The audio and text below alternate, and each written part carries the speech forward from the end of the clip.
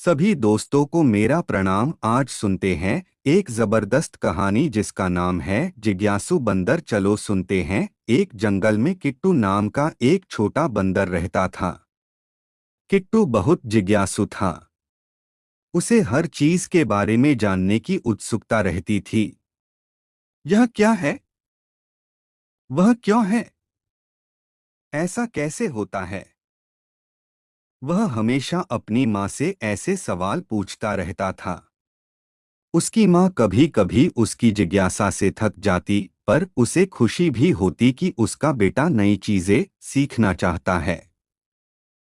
एक दिन किट्टू जंगल में घूम रहा था। उसने देखा कि एक गिलहरी पेड़ के तने में कुछ छिपा रही है। किट्टू को बड़ी उत्सुकता हुई।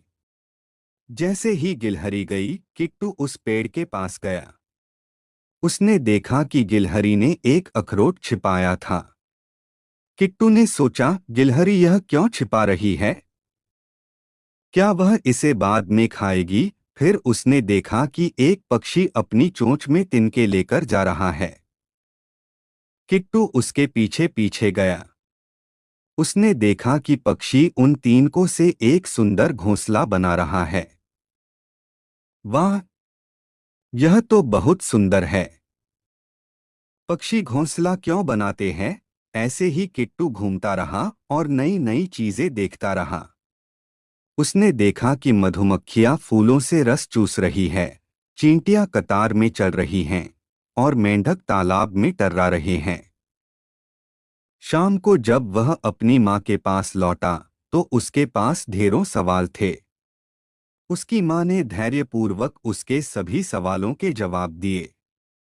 माँ ने कहा, बेटा तुम्हारी यह जानने की इच्छा बहुत अच्छी है। जो जिज्ञासु होता है वही ने चीजें सीखता है और बुद्धिमान बनता है। किट्टू अपनी जिज्ञासा के कारण जंगल के बारे में बहुत कुछ जान गया था। वह जानता था कि कौन से फल मीठे होते हैं, कौन से जानवर खतरनाक होते हैं और मौसम बदलने पर क्या होता है। उसकी यह जानकारी उसे सुरक्षित रहने और बेहतर जीवन जीने में मदद करती थी। इस कहानी से हमें ये शिक्षा मिलती है कि जिज्ञासा ज्ञान की कुंजी है।